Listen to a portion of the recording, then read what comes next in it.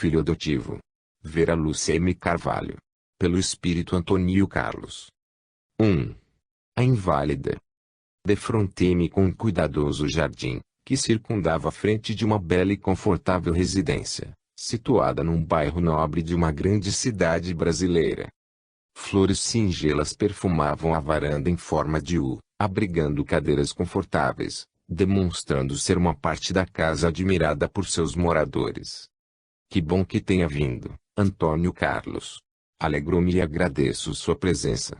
Estava à sua espera, disse Antônia, vindo ao meu encontro. Antônia me é muito querida.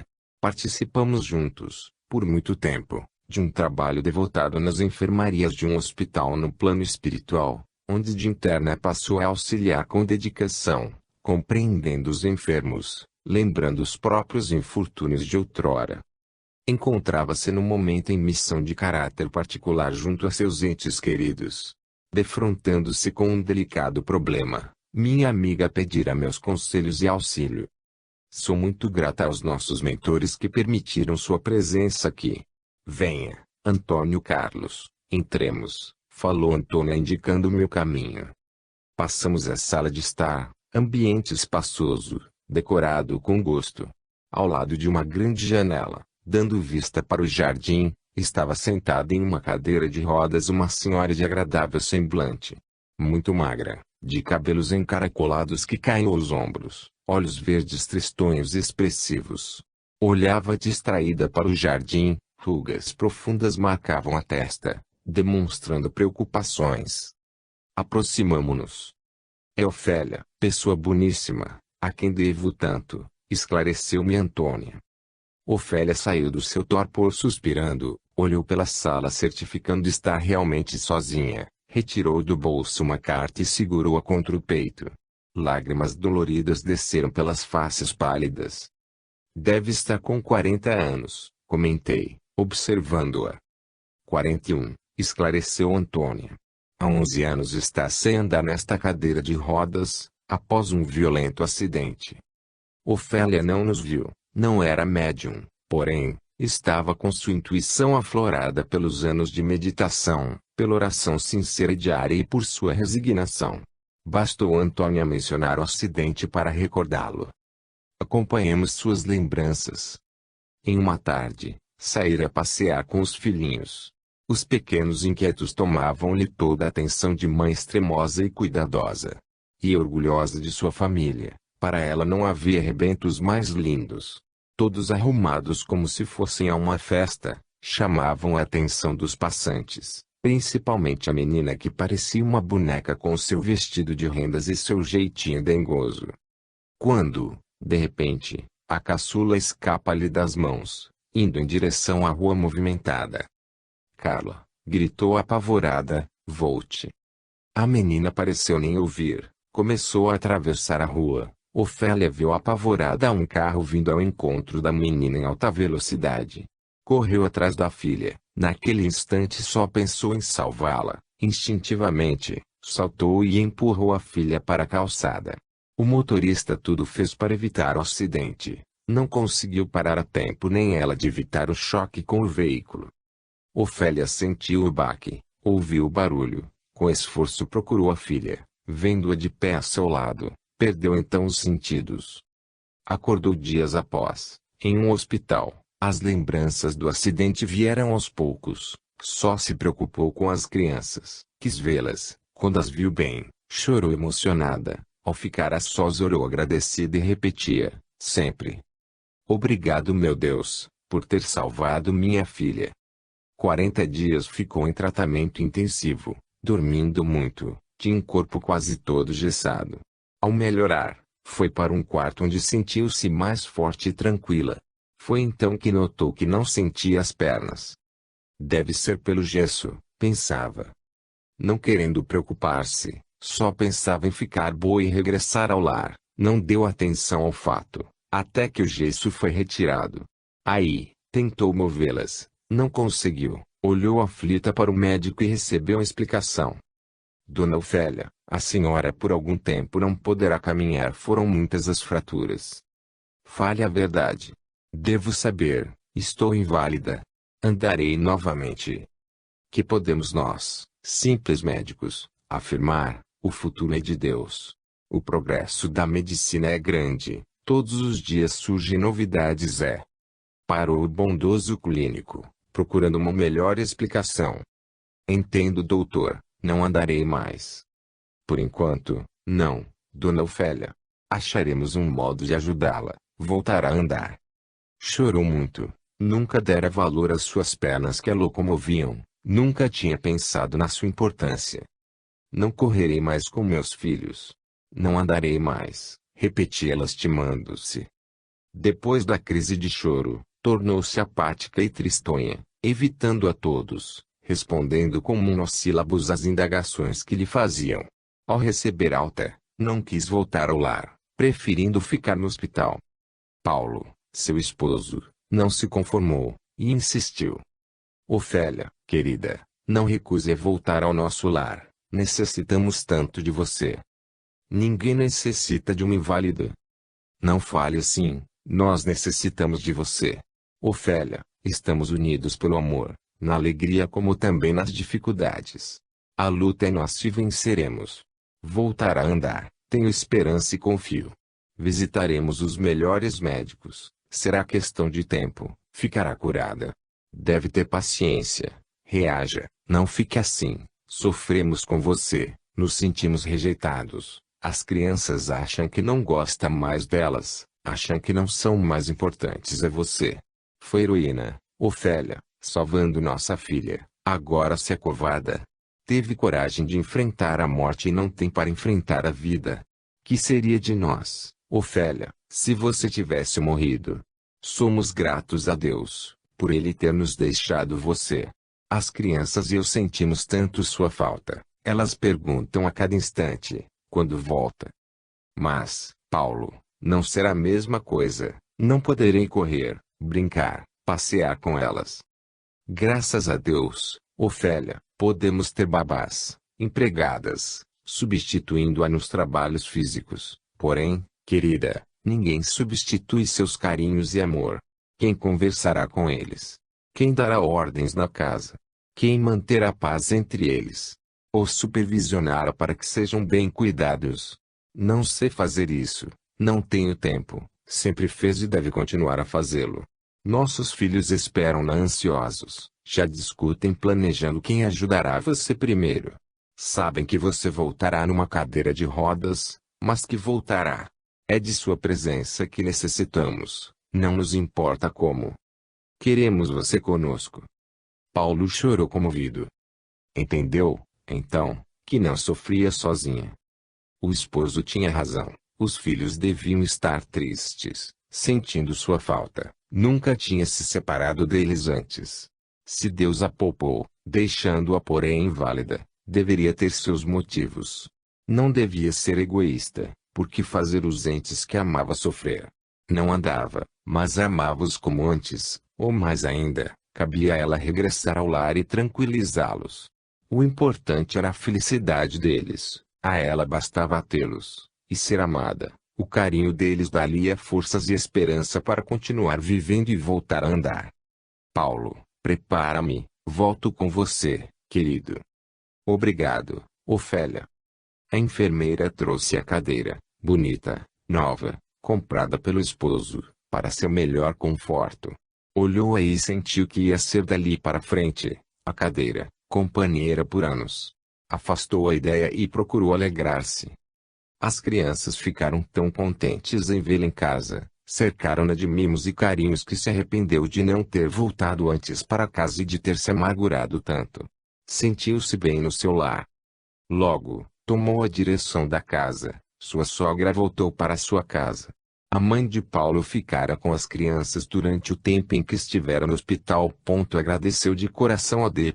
Ivone, reorganizou os horários, afazeres domésticos, planejou ficar e cuidar dos filhos do melhor modo possível. Aprendeu a lidar com a cadeira de rodas, logo estava se locomovendo com facilidade pela casa toda, esforçou-se e aos poucos foi conseguindo cuidar de si mesma. Começaram as visitas aos facultativos de renome. As explicações ouvidas eram sempre as mesmas. Estava viva por milagre, tinha fraturado a coluna dorsal e não poderia andar mais.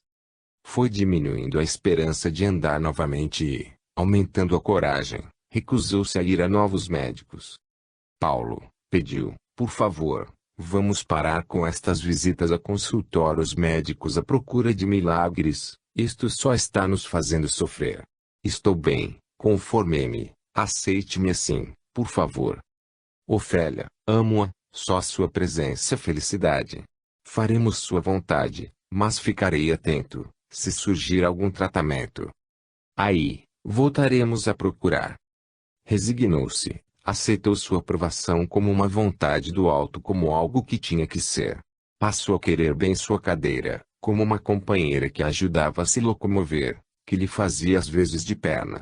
Esforçou-se no começo para não se queixar, lutou contra a autopiedade, passou a se dedicar com todo carinho aos problemas dos seus, facilitando e alegrando a vida deles. Faleceram os sogros e a família ficou sendo 5. As crianças se acostumaram a vê-la na cadeira de rodas, achavam normal e os anos foram se passando sem novidades. Ofélia despertou de suas lembranças com um suspiro, limpando as lágrimas. Olhou para o jardim, seu recanto preferido. Não estava com vontade de ir à varanda onde passava sempre horas, lendo, bordando, até mesmo admirando suas flores. Aproximei-me de Ofélia, vi suas pernas fracas definhando. Deve sentir muitas dores, comentei. Sente sim, esclareceu Antônia, mas não se queixa, não reclama, evita até de comentá-las. É o anjo deste lar. Ofélia olhou para a carta que tinha nas mãos, abriu-a relendo. Era uma carta de suas irmãs Rosa e Zélia, contando de maneira simples suas dificuldades em Recife, após a morte de Odair, esposo de Zélia, ocorrida há mais de 6 meses. Estavam sem meios de sobrevivência, não conseguindo emprego nem conseguiam se sustentar com a minguada aposentadoria que Zélia recebia. Parecia, comentavam, que tudo estava dando errado, nem seus artesanatos estavam vendendo. Não tinham meios de continuar pagando o aluguel do apartamento que já estava atrasado. Ofélia parou de ler, a imagem das irmãs veio-lhe à mente. Zélia, a mais velha, parecia-se fisicamente com ela. Rosa, a caçula, era delicada, meiga e mais clara. Faziam belíssimas peças de artesanato, eram verdadeiras artistas. Sabia que Zélia não estava bem de saúde, piorando com a morte do esposo que muito amara. Tenho saudade de vocês, minhas irmãs, há tanto tempo que não as vejo, balbuciou a inválida. Voltou à leitura. Sem outros parentes, sem recursos, apelavam a ela para ajudá-las. Queriam retornar à cidade natal de onde tinham saudade. Depois, frisavam, a família delas eram Ofélia e os filhos. É verdade, exclamou baixinho, interrompendo novamente a leitura. Eram 3 irmãs. Zélia há anos mudara para Recife, quando se casou com Odair, não tiveram filhos. Rosa estava solteira e com Zélia morava há tempos. Voltou a ler. Estavam saudosas dos sobrinhos que tão pouco conheciam, mas a quem muito amavam. Pediam para aceitá-las por uns tempos até que arrumassem onde ficar e trabalho para se sustentarem. Com você, diziam, procuraremos ajudá-la a cuidar da casa ou lhe fazendo companhia. Finalizavam mandando beijos e abraços e que aguardavam ansiosas pela resposta. Ofélia suspirou, segurou firme a carta, pensou. Com nossos pais mortos há tantos anos, somos só nós 3. Tanto tempo sem nos vermos. Posso ajudá-las, financeiramente estamos bem. Paulo progride nos negócios e espaço nesta casa não falta. O que elas me pedem é tão simples e tão complicado. Ao mesmo tempo. Não posso deixar de ajudá-las, não lhes faltará dinheiro, mas, morar aqui, em minha casa, como é possível? O passado está, realmente, morto para nós. Meu Jesus, orienta-me. Que faço? Ajuda-me a fazer o certo. Orou suplicante, sua voz fez eco em nossos corações. Mãe! Mamãe, onde está a senhora? Gritou da varanda um jovem agradável e alegre, rompendo o silêncio que reinava até então. Ofélia guardou rápido a carta no bolso, Ajeitou-se e tentou sorrir, pensou, é melhor que não a vejam ainda, devo primeiro pensar em encontrar um meio de ajudá-las sem criar-me problemas. Respondeu com voz carinhosa. Estou aqui, Caio. O jovem, alto, esbelto, na euforia dos seus 20 anos, entrou na sala correndo, indo ao encontro da mãe. Mãezinha, estou com uma fome.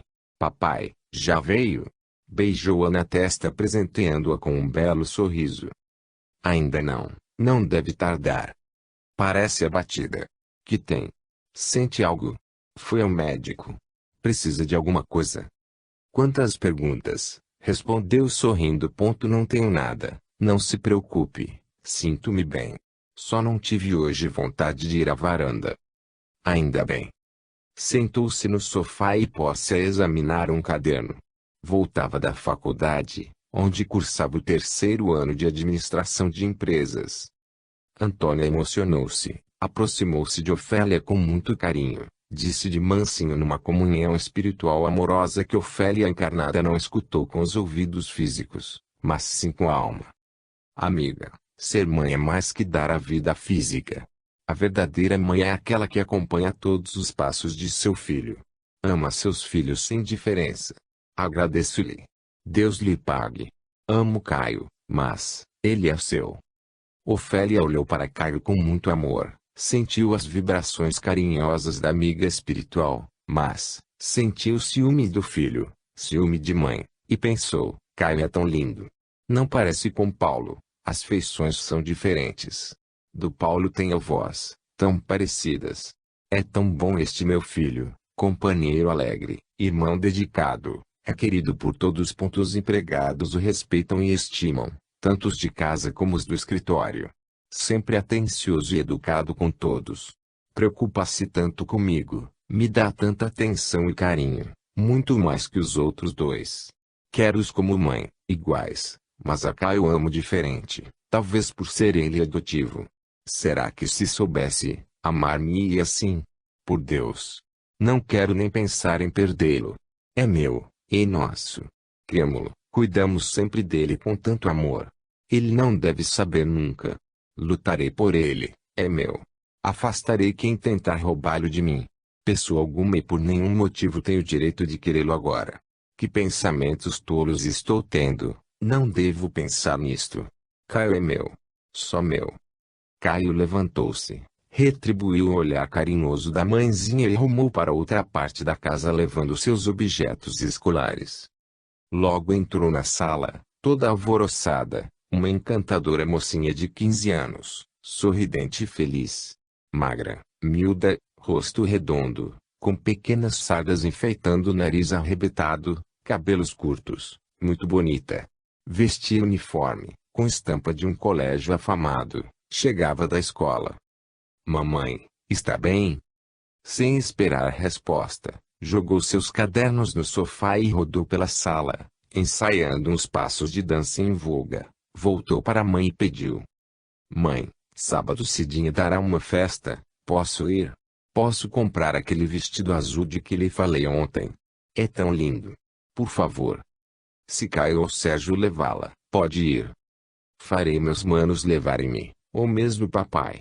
Não quero perder a festa, a turma toda vai estar lá, quero ir bem bonita. Ofélia sorriu, Carla saiu da sala cantando, feliz. Carla também é bonita, pensou, parece tanto com Paulo. É tão bom vê-la alegre, a dançar, a pular pela casa. Agradeço a Deus por ser eu a estar nesta cadeira. Como seria triste, mas sofrido para mim, se não tivesse conseguido salvá-la das rodas daquele automóvel. Não posso reclamar, já vivi muito. Carla era uma criança, agora é jovem, sadia. Seria bem pior para mim, vê-la nesta cadeira. Conversas animadas ouvimos na sala. Ofélia virou a cadeira para a porta esperar que entrassem. Eram Paulo e Sérgio que a cumprimentaram e continuaram conversando sobre o curso de Química Industrial que Sérgio cursava. Paulo era forte, aspecto agradável, claro, quase louro, tinha sardas espalhadas pelo rosto, estava sempre de bom humor, orgulhava-se dos filhos e gostava de conversar com eles, sobre seus estudos e planejava deixá-los em seu lugar. Ofélia, disse Paulo, busquei Serginho hoje na escola. Bom colégio, muito bonito, gosto de vê-los estudando. Caio deverá assumir nos escritórios e Sérgio nas fábricas. Que dupla! Que filhos! Sérgio sorriu, contente, adorava o pai, era muito bonito, estava sempre rindo feliz, entusiasmava-se por tudo, dificilmente parava quieto, era mais baixo que o irmão, também como Carla, tinha sardas pelo rosto, mas era fisicamente parecido com a mãe. Que fome! Exclamou. Correu a empurrar a cadeira da mãe e passaram à sala de refeições. Ficando Antônio e eu, minha amiga esclareceu-me. São estes os membros da família, com seus problemas corriqueiros, vivem em paz e harmonia. Mesmo Ofélia, se sofre fisicamente, espiritualmente está bem, embora esteja indecisa no momento. Deve estar querendo saber, Antônio Carlos, o porquê de ter pedido seu auxílio. O problema existe, só que eles não sabem. Minha amiga suspirou triste e continuou.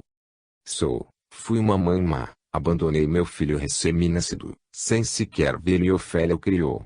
Sim, Caio é meu filho, que imprudentemente tive. Graças a Deus, não fiz falta a ele, é tão amado, tão querido, já é homem, tem responsabilidades e até pensa em se casar. Namora firme, Cidinha, esta mencionada por Carla, que dará festa. As famílias são amigas.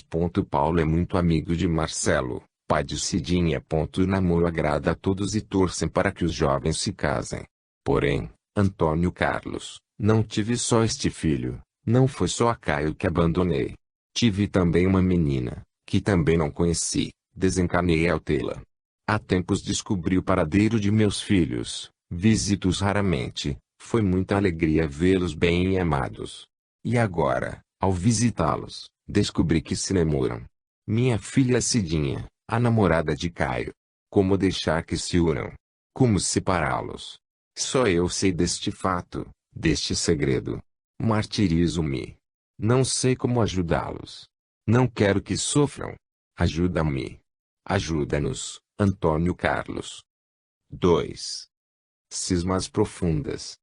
Ânimo, Antônia, confiemos nas leis divinas, estudaremos a situação e acharemos um modo de evitar que se casem, disse, confortando-a. Após a refeição, voltaram à sala e conversaram animadamente por minutos. Decidiram que Carla iria à festa com os irmãos. Paulo levantou-se. Volto ao escritório, vem comigo, Caio. Despediram-se. Caio beijou carinhosamente a mãe. Sérgio foi para o quarto estudar e Cana saiu eufórica para comprar o vestido para a festa. Novamente Ofélia ficou só, em vez de fazer algo para se distrair como sempre, ora bordava, lia, ouvia rádio ou ouvia televisão. Pôs-se a pensar. Era de família de poucos recursos financeiros. Adolescente, a mãe morrera, depois de prolongada doença. O pai, homem bom, mas triste, não se preocupava muito com as filhas, embora as amasse muito. Estudar até o antigo curso ginasial em escolas públicas, como as irmãs. Adolescentes começaram a trabalhar para se manter e ajudar nas despesas da casa.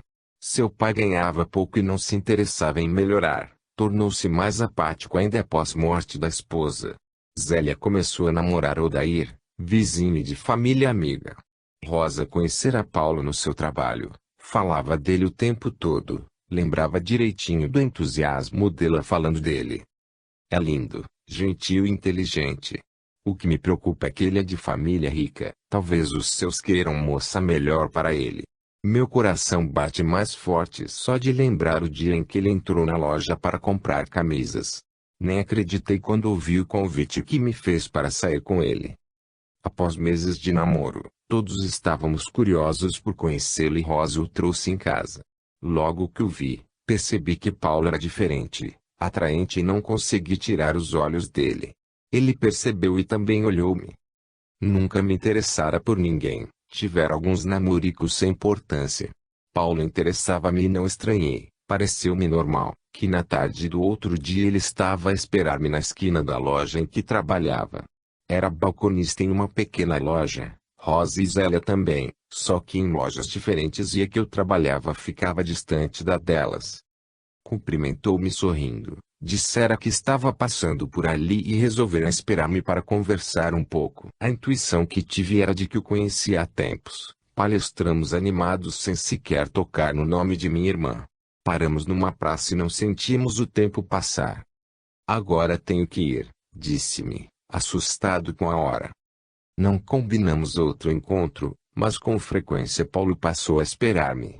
Não contar a ninguém, porém comecei a me sentir culpada, principalmente quando Rosa começou a se queixar da indiferença do namorado. Um dia, Paulo convidou-me para irmos ao cinema, onde confessou seu amor. Alegrei-me, senti que também o amava. Ah, Rosa, disse. Não há. Falarei com ela, sem dizer de nós, entenderá. No outro dia, Rosa chegou em casa chorando, dizendo que Paulo desmanchara o namoro, porque amava outra. Zélia consolou-a, porém não consegui dizer nada.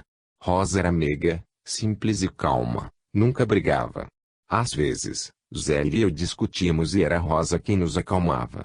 Entristecia ao vê-la sofrer, mas amava Paulo. Amenizei meu remorso, pensando. Rosa é jovem, este amor passa logo, ela esquecerá, não adiantaria nada renunciar, ele me ama. Resolvi esquecer minha irmã e dedicar-me mais ao Paulo. Ver Rosa triste incomodava-me, então, evitei conversar com ela, nem querendo saber como estava. Conhecia e sabia que ela era fiel e que o amor que sentia por Paulo não era fogo de palha que estava realmente sofrendo. Encontrava-me com Paulo todos os dias, descobrimos que tínhamos o mesmo gosto, as mesmas opiniões, nunca discutíamos e eu amava bastante. Um dia, ao chegar em casa, Zélia esperava-me em frente de casa. Ofélia, até quando pretende esconder seu namoro com Paulo? Você sabe? Rosa contou-me, viu-os por acaso ontem. Por que fez isto, Ofélia? Rosa não merece. Porque roubou-lhe o namorado. Não roubei ninguém, ele não a quis mais, nós nos amamos, aconteceu. Interessou-se logo por ele, não foi? Quando ele veio aqui, não lhe tirou os olhos. Deve ter dado em cima dele. Que coisa feia. Não se importa nem um pouco com o sofrimento de sua irmã. Você má. Zélia, não se intrometa em minha vida. Paulo e Rosa tiveram um simples namoro e nós nos amamos realmente. Entrei com raiva em casa, pensei que Rosa me pediria explicações, porém, ela nada disse. Passei a ignorá-las ficando em casa o mínimo possível conversando o indispensável e, como todos já sabiam, não escondi mais o namoro e Paulo ia buscar-me e levar-me em casa. Zélia, numa cerimônia simples, casou-se, ficando Rosa e eu, e era eu quem pouco conversava, tratando Rosa rispidamente. Paulo e eu nos amávamos muito. Nosso problema eram pais dele que sonhavam com um casamento diferente para o filho. Paulo era filho único, mimado, mas inteligente e trabalhador. Tomava conta de uma pequena fábrica de confecções infantis de seu pai, enquanto este cuidava de uma propriedade rural. Não gostaram da escolha do filho, deixaram isso claro, sem contudo maltratar-me, relacionando-se comigo com frieza e reserva. Resolvemos nos casar e viu tanto que Paulo era teimoso, tão obstinado que fez os pais aceitar-me. Paulo deu-me dinheiro para que comprasse o enxoval e seus pais compraram uma casa perto da deles e mobiliaram. A casa era um encanto, pequena, com 2 quartos e um minúsculo jardim. Pela primeira vez, ia morar numa casa de minha propriedade. Meu pai não concordava com o casamento, mas não pôs objeção. Convidei Zélia e o esposo meu ex-patrão e esposa para serem meus padrinhos. Não gostava nem de ver Rosa e não a convidei para a cerimônia. Meu casamento foi lindo, foi o dia mais feliz da minha vida. Ficara muito bonita no vestido que dei Ivone, minha sogra, me dera. Tudo correu bem e a ausência de Rosa não foi notada. Nunca viajara e entusiasmei-me com os 5 dias que passamos em Petrópolis. Tudo era maravilhoso. Com capricho, arrumei nossa casa. Meus sogros tratavam-me bem, sabia porém que não me amavam. Eram loucos por crianças e não escondiam que queriam netos, que este era seu sonho e desejo. E logo as indagações começaram. Então, Ofélia, vai ser mãe. Vamos ser avós. Quando nos dará netos? No começo sorri ao responder, não sei, logo, quando Deus quiser. Depois começaram a incomodar-me e preocupei-me. Não engravidava e comecei a sentir medo das cobranças que eles me faziam. Paulo enervava-se com os pais e acabava por ofender-me ou então queixava-se. Que coisa! Parece que meus pais só pensam em netos. Por que não engravida, Ofélia? Já é tempo de ter filhos. Sabe, eu também sonho em tê-los. Eu também quero. Não sei por que não os tenho. 8 meses de casados e as brigas começaram. Meus sogros, principalmente Deivone, davam palpites em tudo em casa, ditando leis que deveria seguir e Paulo achava certo. Ele começou a agredir-me, acusando-me por não ter filhos. Vi com tristeza meu esposo afastar-se de casa, ficando muito na casa de seus pais. Meu pai adoeceu e teve que sair do emprego. Rosa desdobrava-se para continuar trabalhando e cuidar dele. Ela ajudava-os muito, eu pouco ia vê-lo. Minhas visitas eram rápidas, sabia das dificuldades dos meus, do pouco dinheiro que tinham, levava alguns mantimentos de casa para eles e algumas roupas. Porém, estava mais preocupada com o meu problema. Deivone controlava-me em tudo e não tinha coragem de pedir dinheiro ao meu marido que cada vez me tratava mais rispidamente. Ofélia, marquei uma consulta para você amanhã, disse certo dia Deivone, que resolvera levar-me ao médico sem consultar-me. A senhora nada tem, foi a resposta deste e de mais 3 outros consultados. Deveríamos esperar. Papai piorou, além de seu coração fraco, contrair a tuberculose, não quis ser internado. Rosa largou o emprego e ficou cuidando dele com todo carinho. Odair fora transferido para Recife e Zélia contra gosto, mudou-se. Mesmo sabendo da necessidade de ajudar Rosa a cuidar de meu pai, visitava-os pouco, não demorando. O olhar de Deivone acompanhava-me incomodando-me. Meu pai morreu, Paulo acompanhou-me ao velório, chorei sentida, queria bem a meu pai, embora não o amasse. Estava mais triste pela minha situação e senti-me sozinha, sem família. Após o enterro, Paulo deu-me uma quantia razoável de dinheiro para ajudar nas despesas e o dei a Rosa. Ofélia, disse ela, não aceitaria se não tivesse que pagar tantas contas atrasadas. Zélia ajudou-me com pouco, coitada, nem pode vir ao enterro. Obrigada e agradeça a seu esposo por mim. Passados uns 15 dias, Rosa veio pela primeira vez em minha casa, na hora que sabia que estaria sozinha. Que linda casa a sua, Ofélia. Alegro-me por vê-la tão bem. Não devo demorar-me, vou embora para Recife, vou morar com Zélia. Desfazer-me-ei da casa, quer algo como lembrança. Não. Então não se importa de que venda tudo, não é? Vou na semana que vem. Despedir-se-á de mim?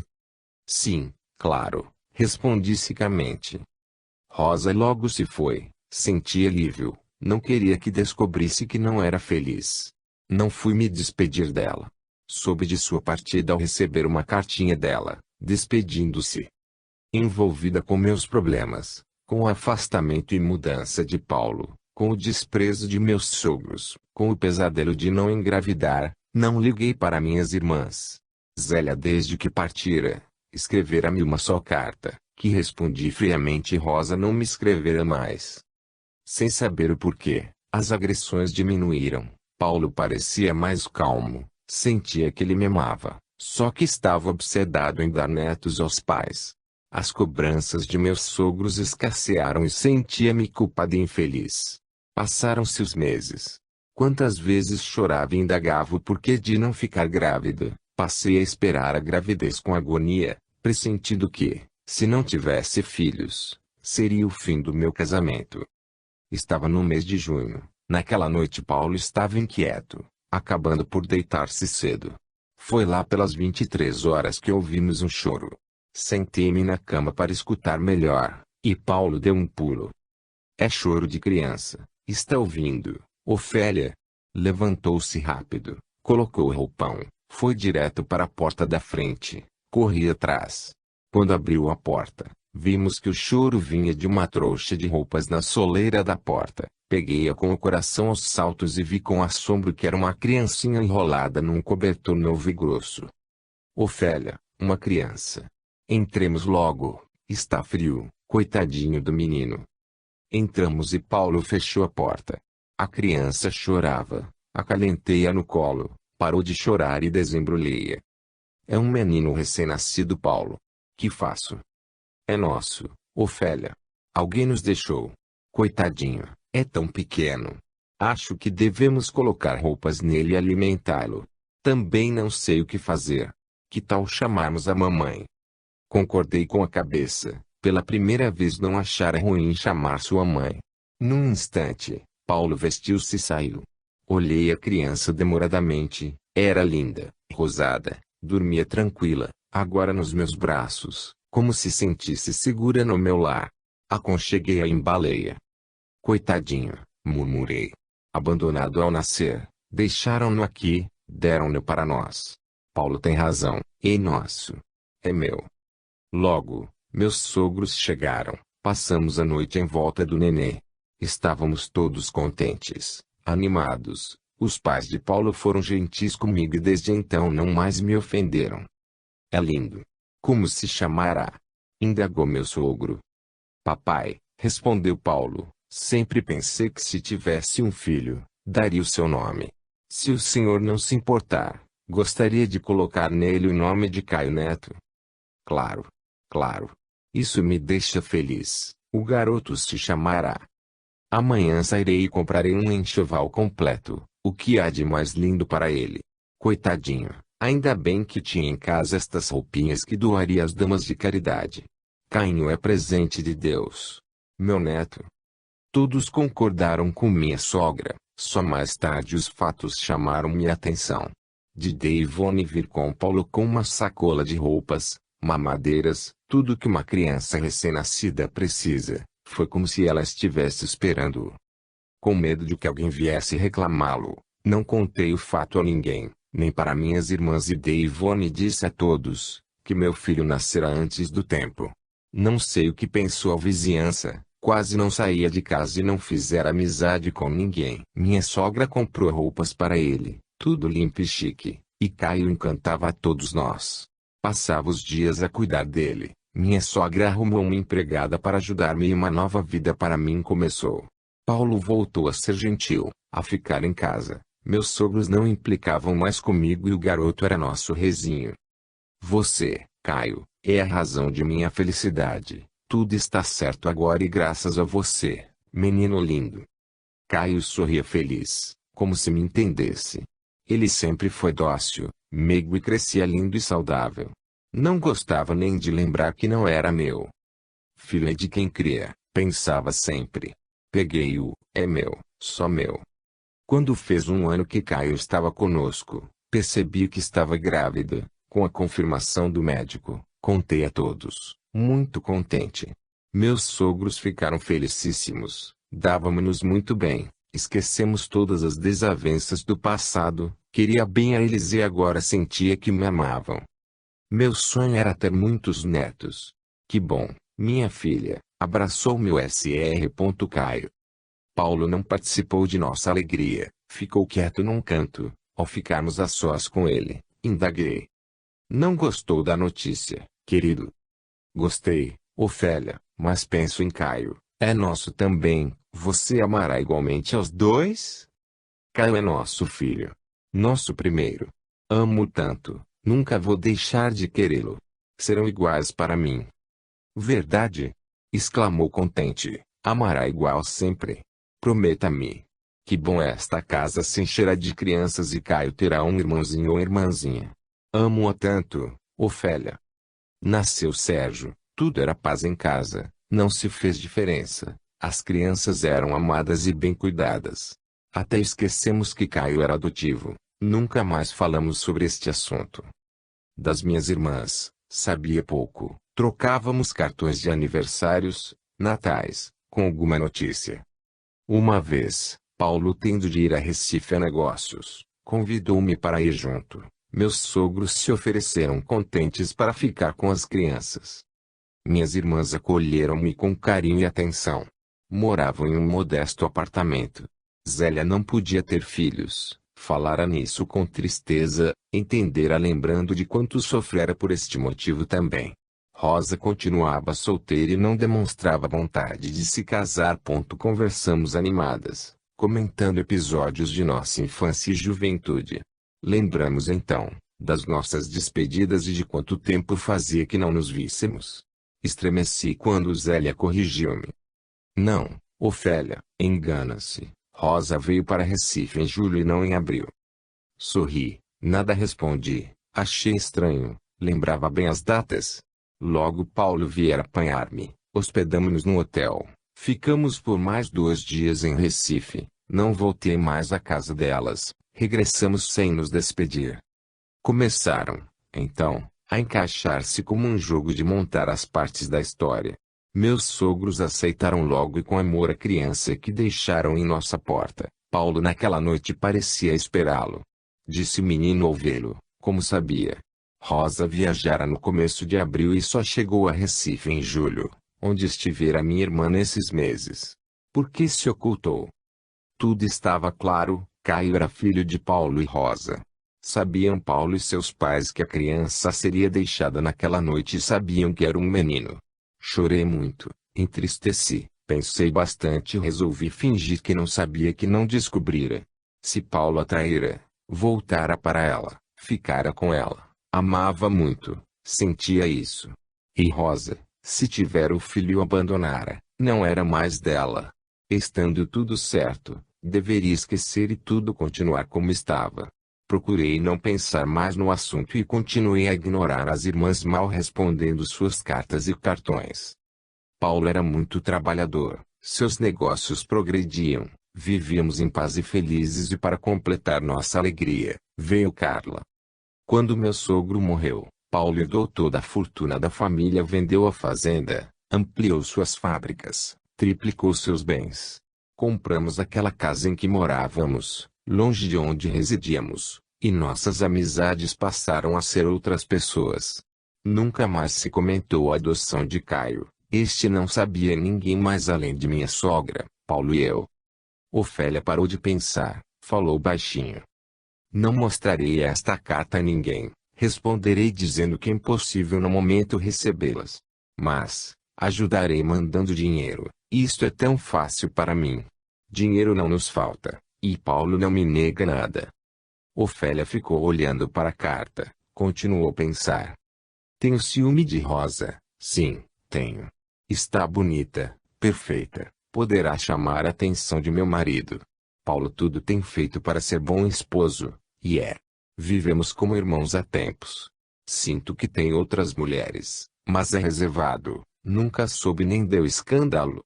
Aceito e compreendo, não tenho ciúme, amo-o de forma diferente agora, sem posses.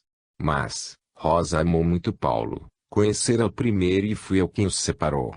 Minha doença ensinou-me muito, entendi que errei tomando dela, mas, também perdoei a traição de minha irmã.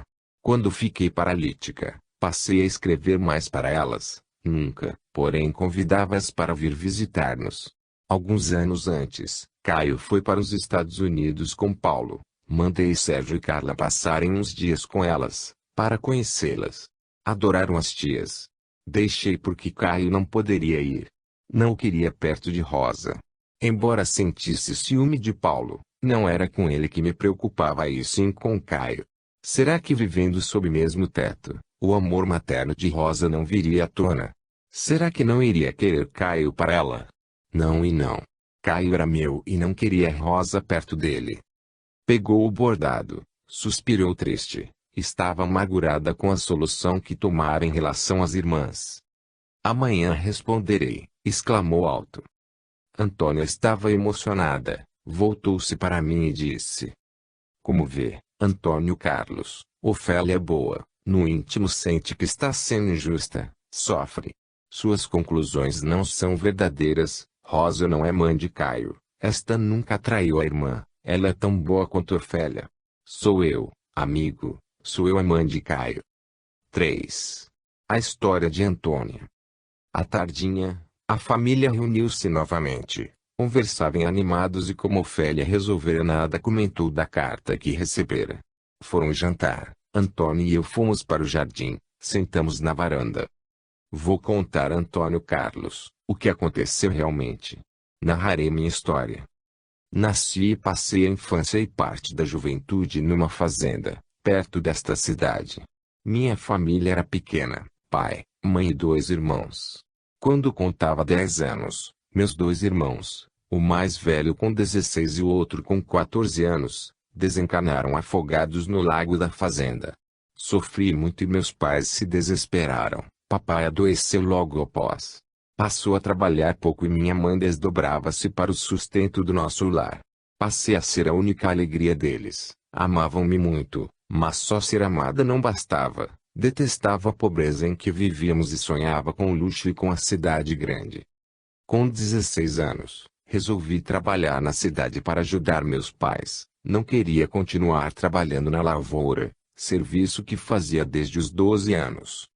A esposa do dono da fazenda em que morávamos, senhora muito bondosa, arranjou-me um emprego de doméstica, onde moraria no emprego. Foi então que vinha trabalhar na casa dos pais de Paulo.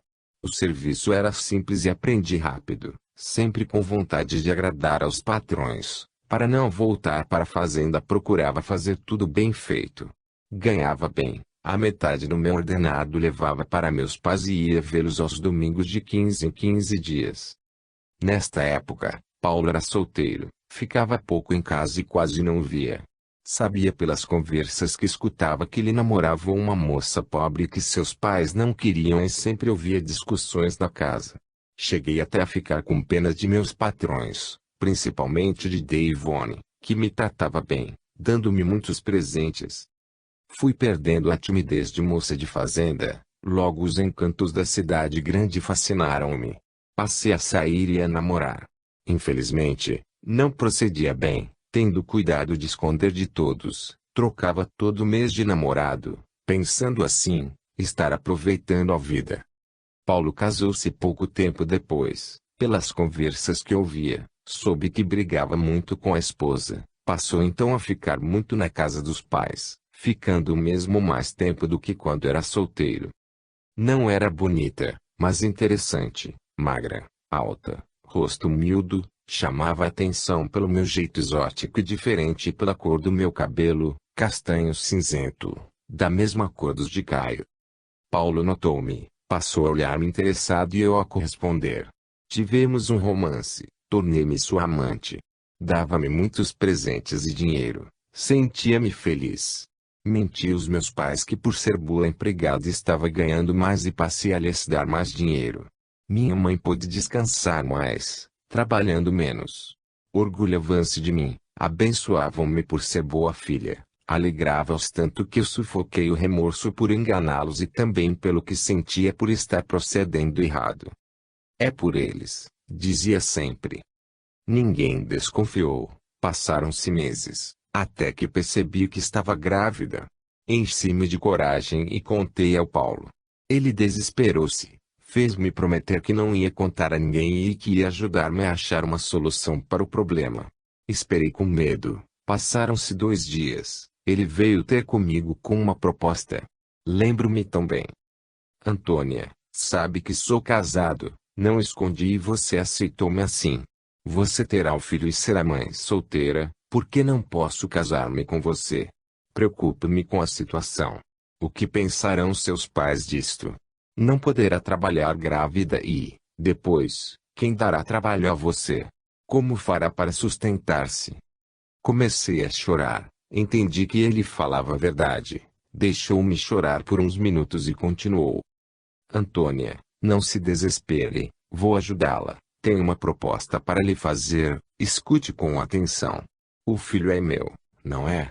Deixe-o comigo. Faremos assim, você irá para a fazenda de meu pai, onde ficará escondida. Lá será bem tratada e não trabalhará. Dirá a seus pais que viajará com os patrões, receberá seu ordenado e continuará a mandar dinheiro a eles, ninguém desconfiará. Terá a criança e me dará, logo após deverá partir, De preferência para longe. Ficará com a criança? Sim, ficarei para ajudar você. Não pode ficar com ela. Será sua desgraça e infelicidade. Você a terá e esquecerá. Ninguém ficará sabendo e quem souber não falará. Continuará a ser uma moça e não mãe solteira. Pense, Antônia, se seus pais souberem morrerão de desgosto e você será culpada. Mas, ainda, para ajudá-la, para que recomece a vida em outro lugar, darei a você uma pequena fortuna. Falou a importância, realmente era para mim uma fortuna, nunca pensara em ter tanto dinheiro. Era ambiciosa e a ganância em possuir o dinheiro era muito mais importante para mim que o filho que esperava e que não amava nem queria. Raciocinei rápido, parei de chorar. Paulo estava sendo bom comigo, ele tinha razão. Se descobrissem o meu estado, seria mandado embora e ninguém me desse emprego. Meus pais iriam sofrer muito e passariam fome sem meu ordenado. A proposta era interessante, achei certo ele ficar com a criança, afinal, era filho dele. Não hesitei. Aceito, Paulo. No outro dia, falei para os outros empregados, meus amigos e as vizinhas que logo iria voltar para a casa de meus pais. Logo que visitei meus pais, disse a eles que meus patrões iam viajar e que me convidaram para ir com eles e queria. Eles concordaram pensando que seria bom para mim. Dias depois, despedi-me de todos e fui para a fazenda do Sr. Caio. Na fazenda fui bem tratada, nada fazia, podia usar tudo da casa e tudo que desejava o Sr. Caio providenciava. Continuei a receber meu ordenado, fui visitar meus pais como sempre, até quase o 7º mês. Quando não deu mais para esconder a gravidez, despedi-me deles escutando as muitas recomendações. Continuei a mandar dinheiro. Paulo encaminhava aos meus pais por intermédio dos donos da fazenda onde eles moravam, e estes entregavam a eles. Na fazenda, para evitar fofocas, o Sr. Caio disse a todos que era sua prima, que viera à fazenda para ter o filho, pois era solteira.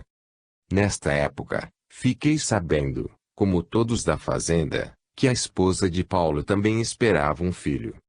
Para mim, tudo estava bem, entusiasmei-me com a vida que estava tendo, nunca descansara e desejei ter sempre uma vida daquele modo. Não me preocupei nem um pouco com o filho que esperava, nem indaguei a Paulo o que ele ia fazer com ele. Seu destino era-me indiferente, preocupava-me com o meu, e parecia, pensava, que minha sorte mudara e seria rica logo que a criança nascesse. Na fazenda, trabalhava um moço que logo me chamou a atenção. Seu nome era Jerônimo. Era alto, bonito e olhava-me com insistência. Conversava com ele sempre que possível e logo começamos a namorar. Acabei contando toda a minha história para ele. Antônia, você fez muito bem, disse-me. Afinal a criança é também filha dele e ele que fique com ela. Você é jovem, terá outros filhos e ficará rica. Tudo será mais fácil para você, não precisará trabalhar mais. Gentil, atencioso, acabei por me apaixonar e ele dizia amar-me também. Fizemos planos. Logo após o nascimento da criança, iríamos embora e casaríamos. Passei a sonhar com o que ele me dizia e a contar os dias para irmos embora. Escutava feliz, ele dizer: Antônia, seremos felizes, esquecerá tudo isso, seremos marido e mulher, ninguém irá nos separar. Uma parteira da região atendeu-me, a criança nasceu sem problemas, não a vi, nem fiquei sabendo se era menino ou menina. 3 dias após o parto, falei ao Sr. Caio que desejava ir embora, ele então me deu o dinheiro combinado. Não vira mais Paulo nem mais me interessei por ele, contente com o dinheiro, despedi-me de todos dizendo que ia voltar para casa. O Sr. Caio preocupou-se comigo, despediu-se de mim me abraçando e falou-me, carinhosamente: Felicidade, menina, lembre-se de que nunca teve esta criança, vá para longe, não volte e saiba aproveitar o dinheiro que estou lhe dando. Para que ninguém desconfiasse que fosse embora com Jerônimo, tínhamos combinado de ele partir dias antes e esperar-me na cidade. Parti contente da fazenda, encontrei Jerônimo no local combinado e partimos juntos. Estava feliz, não pensei mais na criança que tive e achava certo o que fizera. Fomos para uma cidade do interior. Viajamos de ônibus fazendo muitos planos. Antônia, você não se arrependerá, seremos felizes. Essa cidade despertou minha curiosidade de tanto ouvir um amigo falar dela. Disse que é bonita, graciosa, gostei do nome, lá viveremos. A viagem foi demorada. Chegamos, ficamos em um hotel por uma semana, encantava-me com tudo. Alugamos uma casa pequena, bonitinha, mobiliamos e vivemos felizes por uns meses. Não deixei de mandar dinheiro para meus pais, todo mês, junto com uma carta remetia a quantia costumeira. Dizia sempre nas missivas que estava feliz e que logo voltaria. Meus pais não sabiam ler nem escrever. Uma vizinha lia as cartas para eles e escrevia para mim, falando deles. Estavam adoentados e saudosos, mas alegravam-se por eu estar bem e feliz. Abençoavam-me.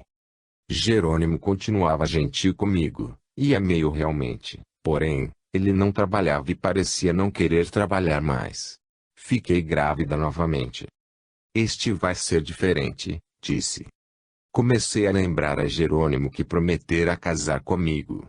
Ao tocar no assunto, ele desconversava, se esquivava desculpando. Passou então a ir com frequência num bar perto de casa. O dinheiro que o Sr. Caio me dera minguava rápido e comecei a preocupar-me. Jerônimo, pedi, vamos nos casar e ir para a casa de meus pais. Lá arrumará emprego e nosso filho nascerá junto de seus avós. Está certo, vamos, porém, vamos esperar um pouco mais. Estava no 6º mês de gravidez, um dia ao acordar não encontrei Jerônimo. Achei um bilhete que ele deixou. Era frio, lacônico, despedia-se. Abandonava-me e levava todo o meu dinheiro. Desesperei, levei dias para acreditar, amava-o muito. Como poderia ele fazer isto comigo? Pensava, vivíamos bem, não brigávamos. Esperançosa em saber dele fui ao bar em que ele costumava ir e lá tive a notícia de que Jerônimo fora embora com uma mulher e que pareciam muito apaixonados.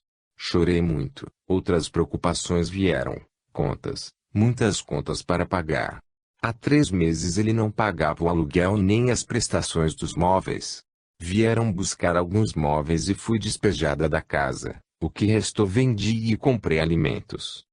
Não escrevi mais aos meus pais os quais, na última carta que recebi, indagavam aflita a falta de notícias. Não tive coragem de contar a verdade nem de escrever sem mandar dinheiro, sabendo que era tão importante para a sobrevivência deles. Ao ser despejada, fiquei sem nada, sem lugar para morar. Desesperada, passei a andar pelas ruas pedindo emprego. Em vergonha recebi alguns alimentos de pessoas bondosas. Ninguém quer empregar uma desconhecida, grávida e de aparência estranha, pois não me cuidei mais e chorava muito. Ao cair da noite, atormentava-me, dormia ao relento, nos jardins, nas escadas das casas. 1 mês e meio passei assim. Um dia parei na frente de um hospital, estava no 8º mês de gravidez, estava cansada, abatida, fiquei olhando o movimento, abobalhada.